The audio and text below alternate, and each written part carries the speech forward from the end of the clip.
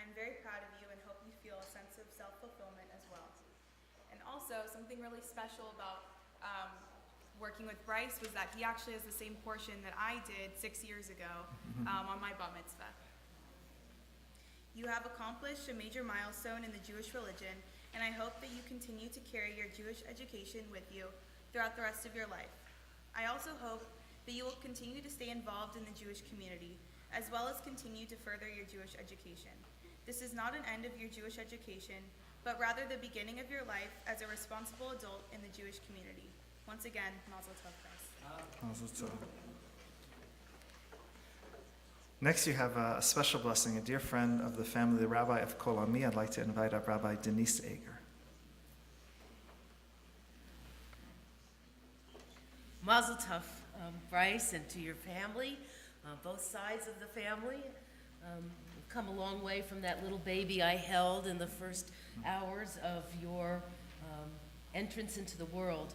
But I will say that on this morning, the way you led enchanted Torah and Haftarah and spoke to us and taught us about your Torah portion and what it means to you, you've also entered a different world now. You've transitioned into the world of Jewish responsibility, obligation, and mitzvot. And I'm very proud, and I know your Kol Ami family and friends that are here are also very proud and rejoice with you and your parents and your whole family in what you've done today. One thing I want to just share with you about your Torah portion is that it enters, even though it has the ickiest parts and parts with about human life that we think are not really holy. What the Torah portion really tries to do is show us that all of human life is God's concern. And so whether that's the high priest doing what high priests do, or a human being that has the calls of nature of humanity, all of that finds a way into our Jewish life. And so I hope as you grow up and continue your growing in your teenage years and you're on to college and adulthood, you remember that to be a Jew is about embracing all of your life, your total humanity.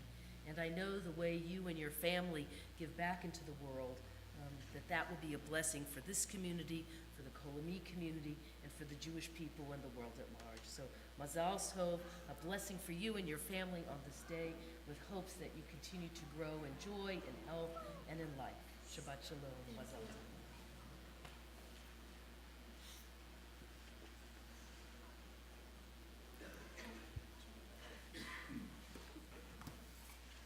So now you might think that Bryce is a totally self-made man, but he does want to share some thanks with you of all the people that helped him reach this moment.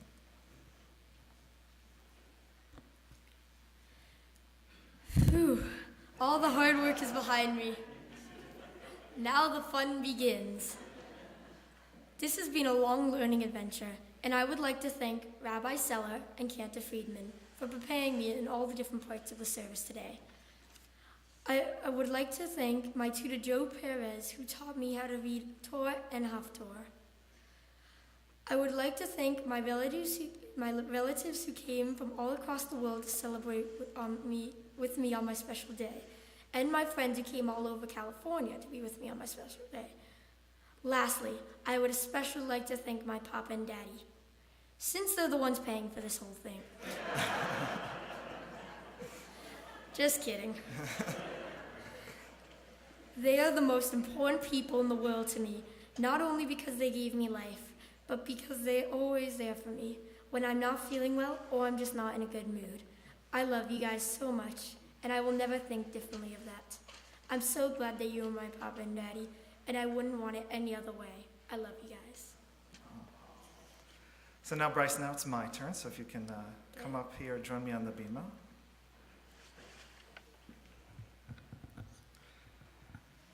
So first of all, Yasher Koach, because you really did a fantastic job leading the service, chanting your Torah portion, chanting your Haftorah portion. You shared with us tremendously beautiful words of Torah. You clearly worked very hard to reach this moment, and I hope that you're proud of yourself in all the hard work that you put into this. And I hope that you've been spending a little time looking out at the faces of your family and your friends, your community, who are also beaming with pride at your accomplishment. They're really shepping a lot of nachas at your accomplishment this morning.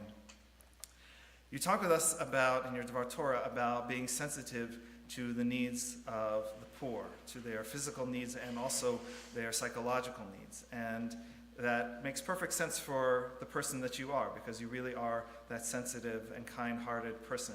You know, some B'nai Mitzvah struggle even to find one social action project that they're going to be engaged in, and you, of course, picked 3, because you would never settle for just helping a little. You always have that within you to help a lot, and that's part of who you are, but also part of the family, the household that you were raised in.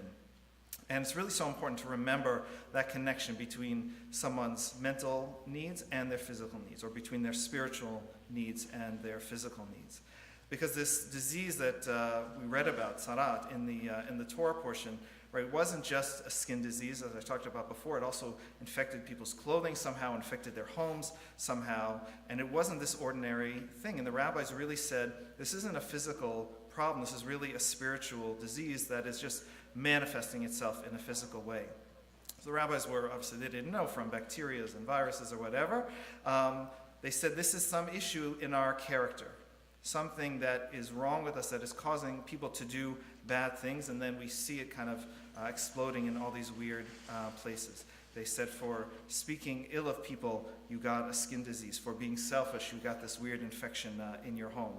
And it may sound kind of strange to think that doing something just as simple as saying something negative about someone else can actually affect us, or affect our clothing, or affect our home. It's kind of even a radical idea that some kind of problem in our ethics or our morals can actually affect our physical lives.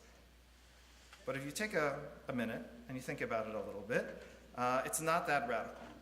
Because we all know that people's attitude affects their physical life. We know that people who are positive generally feel better. People who are more negative don't feel as good. And the same really is true with our ethics.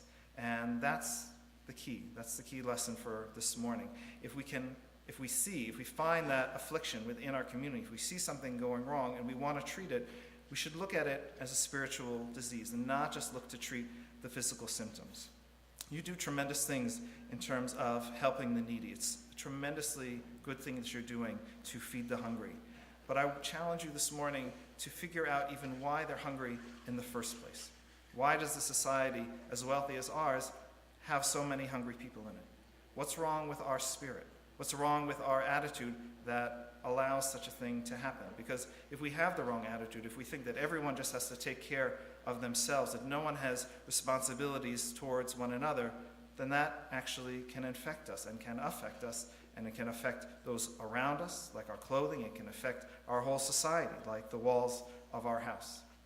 So my blessing to you this morning is to keep on doing what you're doing, the tremendous work in terms of taking responsibility for those less fortunate, but then to go further.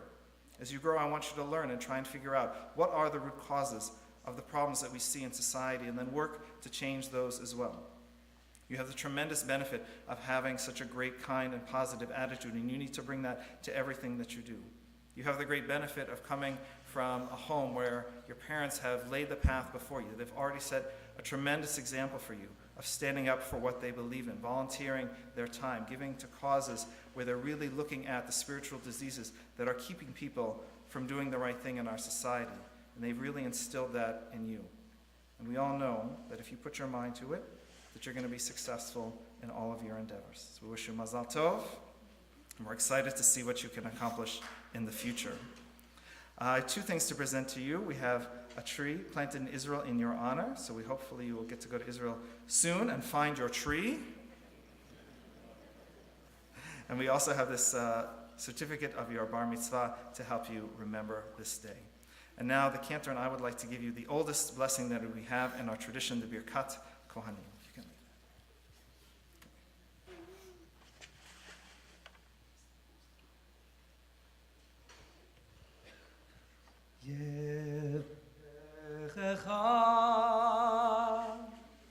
Adonai v'yishmerecha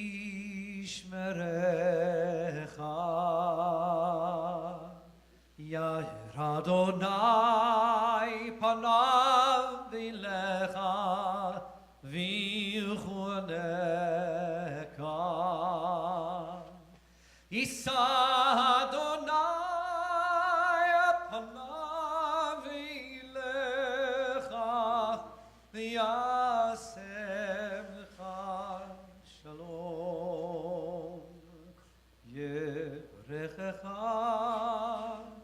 Adonai v'yishmerecha.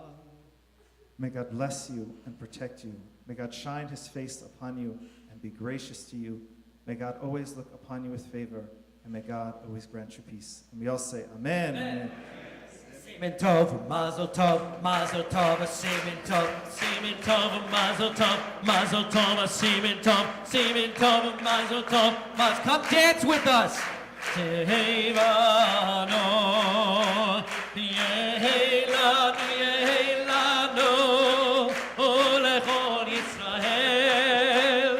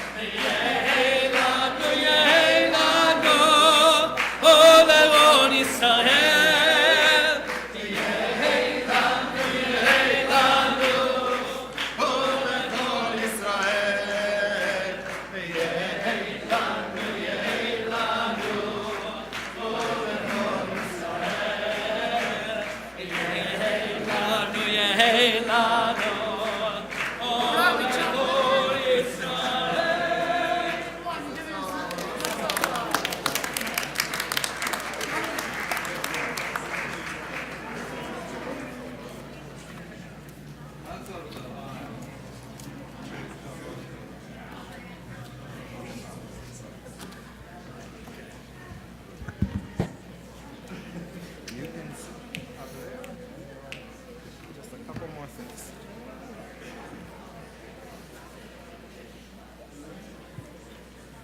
We're now going to continue with our service.